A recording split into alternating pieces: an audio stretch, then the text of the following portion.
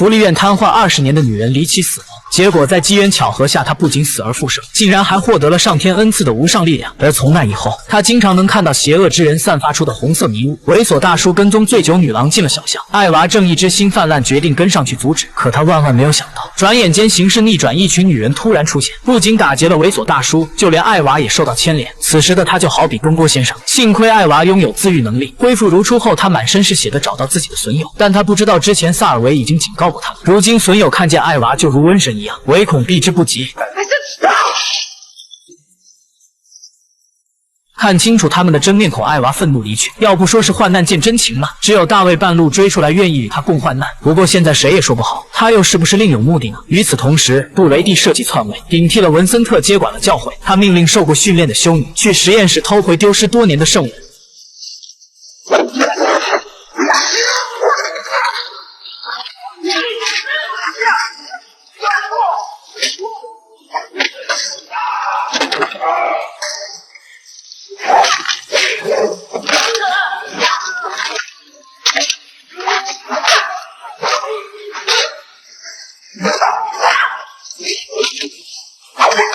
艾娃和大卫准备搭船离开这里，马上要登船前，艾娃突然恢复了记忆。当初她不是自杀，是被福利院的嬷嬷注射了安乐死。想到这些，她担心起了同屋的小男孩，于是她不顾一切的跑去救人。果真一切都如她猜想的那样，嬷嬷正在给室友注射药剂。艾娃的突然出现，嬷嬷还以为自己见了鬼呢，吓得她紧握着胸前的十字架项链。同时，她也承认自己残害儿童的事，但她却说这是在积德行善，让他们这些没有依靠的残疾孩子解脱。之后，她趁艾娃不注意，将手中的针管扎在她的肩上。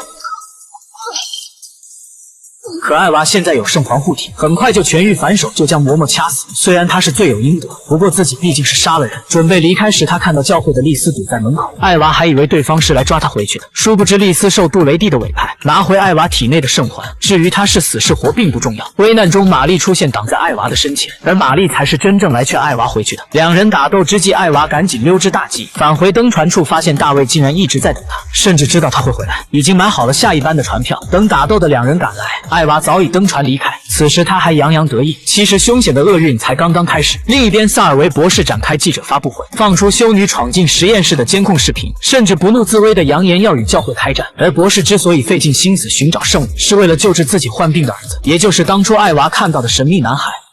They talk to the angels. What they say. It's almost time.